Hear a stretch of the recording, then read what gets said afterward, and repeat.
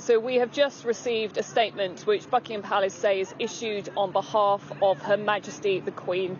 The statement says, "The whole family is saddened to learn the full extent of how challenging." It was a moment that left the world stunned. In a move so calculated, so chillingly precise, Buckingham Palace didn't just speak, it roared. And for once, there was no ambiguity, no polished royal phrasing to mask the blow. Just three simple, devastating words: "We see you." That phrase wasn't just a royal jab. It was a seismic shift in the power dynamic between the monarchy and the exiled Sussexes. For years, Prince Harry and Meghan Markle have operated under a fog of victimhood, spinning their version of the royal fallout through Netflix specials, best-selling memoirs, and carefully curated podcast monologues. But now, for the first time since their explosive exit, the palace has drawn a line in the sand. Before we dive in, don't forget to subscribe. If you've been following the royal chaos, the media battles, and the drama behind the crown, this is where you'll get the full truth, no fluff, no filters. So let's break down what just happened and why it could be the beginning of the end for the Sussex brand. The announcement wasn't delivered by a flashy press release or a media tour. It came from the very heart of the firm, issued on behalf of Her Majesty the Queen, read live by a senior royal figure. On paper, it looked polite, professional, but between the lines, it was brutal. The whole family is saddened to learn the full extent of how challenging the statement began, but make no mistake, this wasn't sympathy. It was a strategic dismantling of the Sussex narrative, brick by brick. Royal insiders say this wasn't a last-minute reaction. This was weeks, maybe months in the making. The result of high-level meetings, legal reviews, and a boiling frustration that's been simmering since Harry and Meghan's media empire began cannibalizing the crown. The palace's restraint, once admired, had morphed into a dangerous silence. And now, they're done being quiet. Let's be clear, this wasn't just about a statement. This was about control, about legacy, about power. And the fact that Buckingham Palace chose this exact moment to strike tells us everything. The Sussexes have been playing with fire, leaking private conversations, pushing their truth, and using royal proximity to prop up brand deals and media projects. But now, the fire just turned on them. Behind closed doors, things are unraveling fast. Sources from inside Montecito report full-blown panic mode. The phrase, "We see you," is believed to be a coded warning, an alert that the palace has been watching, documenting, and preparing to act. And what triggered this sudden eruption? The answer lies in a Netflix proposal, one that Meghan and Harry allegedly pitched without royal clearance. A hybrid docuseries mixing fiction with real royal events, including private, pre-exit conversations with senior family members. In other words, a breach. A big one. According to Netflix insiders, the show was greenlit internally before any of it reached the palace. When royal legal teams caught wind, the backlash was immediate. Emails were exchanged. Phones rang in the middle of the night. And just like that, the palace fired back, with a statement that sounded diplomatic, but underneath was anything. But at the same time, Meghan was allegedly shopping around a memoir, a follow-up to Harry's Spare, one that insiders say contained detailed, intimate recollections of royal life, including private discussions with the late Queen. Now, that project is indefinitely paused. Publishing sources cite legal friction, but behind the scenes, it's more than that. It's fear. Fear of being dragged into a legal war with the crown. And who can blame them? This is no longer a feud. It's a fortress defending itself. Palace legal teams have reportedly compiled dossiers, actual documents detailing every single instance where Harry and Meghan's statements in public contradict internal royal records. Every interview, every podcast, every product with a crown motif. Nothing is being ignored. Even Meghan's lifestyle wine brand is under scrutiny. Why? Because the brand's language and design appear to lean heavily into royal aesthetics without explicitly breaking trademark. It's a clever trick, but the palace isn't amused. Legal advisors are now reportedly investigating if that subtle association crosses the line. And then there's Tyler Perry, once hailed as the Sussexes' protector, the man who gave them shelter, security, and status when they fled the UK. But now, crickets. Insiders close to Perry say he feels burned, that he was used, his generosity repackaged as part of Meghan's redemption arc, that he was dragged into headlines he never signed up for. And when the couple quietly began using his name to land brand deals, that was the final straw. He's done. Without Tyler Perry's support, Meghan and Harry lose more than just a wealthy friend. They lose a protective buffer, a symbol of legitimacy in Hollywood, and most importantly, a powerful media ally. Because when Perry walks away, people notice. Studio heads, producers, publishers, they all ask the same question. If even he won't stand by them anymore, What are we missing? And the cracks just keep widening. Royal aides have been quietly compiling a report, an internal document, that maps out the Sussex's use of PR firms, media leaks, and sympathy-driven storytelling. It's not just opinion. It's names, dates, contradictions, evidence. The report accuses Meghan's infamous Oprah interview of being heavily stage-managed, including pre-approved questions designed to paint the monarchy in the worst light, questions her team allegedly helped craft to maximize emotional impact. It wasn't just an interview, it was a performance, and now the palace is done playing along. Even Harry's quiet attempts to sneak back into royal events have been blocked. Most recently, he reportedly asked to speak at a military-themed charity event tied to the monarchy. A chance to appear dignified, noble perhaps, to reset the narrative, but the answer was a firm no. Palace aides were blunt. Any appearance could be twisted into Netflix content later. That's where we are now. Every interaction is scrutinized. Every gesture is double-checked, because the institution finally understands Harry and Meghan don't just attend events. They harvest them for exposure, for profit, for content. And the palace won't be harvested anymore? Let's talk about the bigger picture.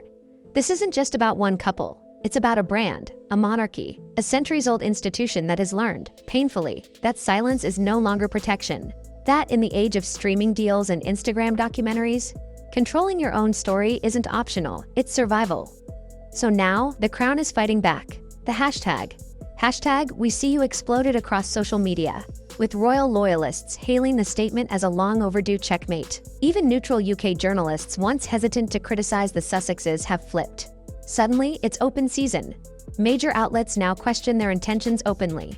Piers Morgan isn't alone anymore. There's a shift in tone, less reverence, more reality, and the message is clear. Meghan and Harry may have burned their last bridge, but let's not forget how we got here. This didn't begin with Netflix or Spotify or even Spare. It began with a decision, a choice to walk away from royal duty while still clinging to royal status, a choice to monetize legacy without carrying its weight, a choice to be half in, half out.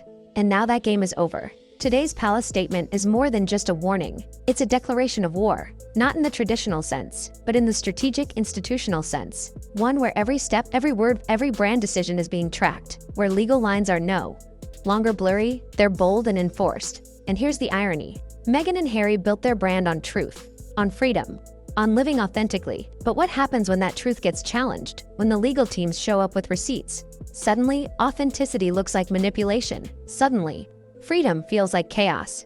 And suddenly, the palace, the very institution they accused of being cold and outdated, starts to look like the only grown-up in the room.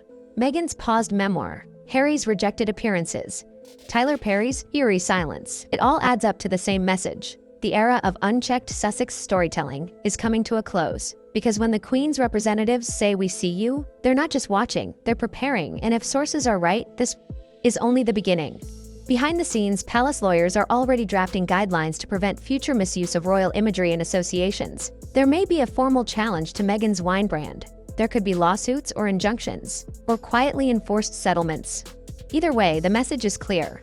The monarchy will no longer sit back while its image is auctioned off piece by piece, and the public is rallying behind it. Across the UK and even the broader Commonwealth, royal supporters are calling this a turning point. Social media is lit up with phrases like, "finally," and "it's about time." For years, they watched their beloved institution be mocked, dissected and commodified by a couple they once celebrated. And now, the monarchy is fighting back. Even commentators who previously gave the Sussexes the benefit of the doubt are expressing fatigue. One British anchor put it plainly, "It's impossible to take their lifestyle brand seriously when the foundation is a public car crash." The curtain has been pulled back. The illusion of grace and independence is cracking under the weight of contradiction because while Meghan preaches mindfulness and authenticity through her podcast and wine labels, insiders know what's happening behind the scenes. Lawsuits, NDAs, strategic leaks. It's not serenity, it's strategy. It's not healing, it's hustle. And at the heart of the hustle is a cold truth. The Sussexes need the monarchy far, more than the monarchy needs them, which is why the statement hit so hard. We see you. It's not just a scolding, it's a revelation. It tells the world that the firm is no longer pretending this is a family spat. It's a cultural battlefield, monarchy versus media machine. Let's not gloss over what King Charles Allegedly said during that confidential palace strategy meeting. "This isn't personal, it's preservation." A line that may go down in history. Because for all the headlines about family and reconciliation, the truth is simpler. Institutions survive by adapting and by cutting loose the liabilities. And right now, Meghan and Harry are a liability, especially when you consider how much time and money the palace has spent cleaning up after them. From fact-checking interviews to correcting press reports to responding to diplomatic fallout after controversial claims, the cost has been more than emotional. It's reputational, global, and for an institution built on tradition, perception is everything. But the damage isn't just external. Internally, trust is shattered. Senior royals no longer see Harry as a misguided brother. They see him as a risk, a variable, a wild card. And when it comes to the monarchy, there's no room. 4 variables. You're either in or you're out. Harry and Meghan tried to rewrite that rulebook. They branded themselves as modern, relatable royals, human first, institution second. But in the end, they were simply too unpredictable for a system that depends on consistency. Now, that system is rewriting their rulebook, quietly, legally, permanently, because the palace isn't just reacting, it's evolving. And part of that evolution means enforcing new protocols. Insider reports say the palace is working with legal teams to trademark specific royal symbols, clamp down on unauthorized merchandise, and block future attempts to monetize the monarchy from the outside.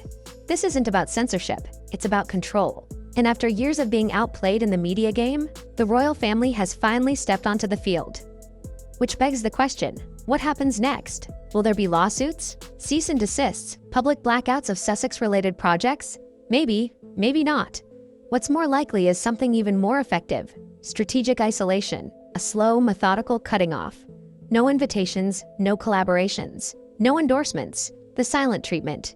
Enforced at an institutional level, and make no mistake, in the world of high society and aristocratic prestige, that silence can be deafening.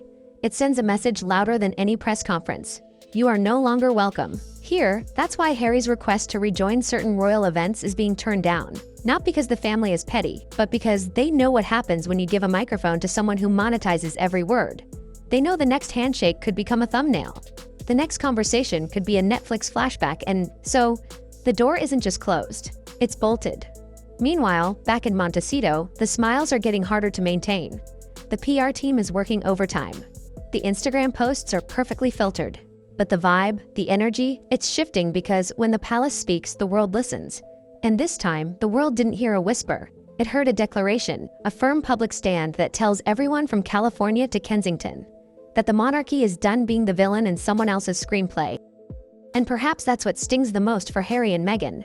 For all the documentaries, memoirs, and podcast monologues, they failed to control the narrative.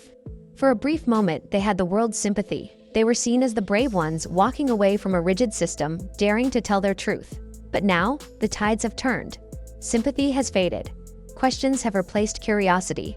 In that carefully constructed brand, the freedom truth-telling, candlelit empire is beginning to crumble under the weight of reality. Because here's the truth. No one wants to say out loud, fame is fleeting, but legacy is forever. And the Sussexes traded one for the illusion of the other.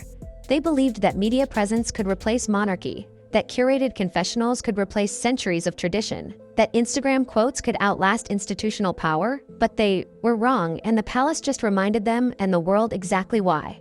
The statement was short, sharp, and utterly devastating in its clarity.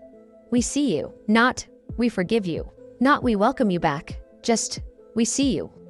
3 words that carried the weight of 1,000 conversations never had. 3 words that stripped away the PR polish and reminded everyone who holds the power. 3 words that ended the fantasy that Harry and Meghan could be both insiders and outsiders at once, and now, as they watch their next moves being tracked, documented, and legally examined, the game has changed because when you live by the media, you fall by it. 2. Let's not forget the canceled memoir. The Netflix show under scrutiny, the legal microscope over as ever. The exit of Tyler Perry, the public pushback from royalists, the headlines shifting, the silence deepening. Everything's converging, and while Meghan may continue her branding, efforts and Harry might still dream of reconciliation. The palace has made one thing clear.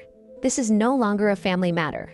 This is an institutional reckoning, one that will not be forgotten, one that is being logged, archived, and prepared for response. So what does the future hold? Possibly more PR pivots from Montecito, more attempts to look forward, not back, but without royal access, without the mystique of the monarchy. The brand starts to hollow, the content starts to dry, the sympathy starts to run out. And in a media landscape that feeds on novelty, The once rebellious royals start to look ordinary. That's the risk. When you build your empire on your exit, eventually, the exit gets old, and the palace knows this. That's why they didn't respond with another press tour or scandal. They responded with permanence, with authority. With power. We see you wasn't just a statement. It was a warning, a mirror, a verdict. Because in the end, the monarchy survives not by changing its story every few years, but by weathering the storm, by enduring, and now that storm is starting to pass. The fog is lifting, and what's left? A couple in California, a brand under pressure, a family shut out, and an institution that has finally remembered who it is. So whether Harry and Meghan respond with silence or another podcast, one thing is certain.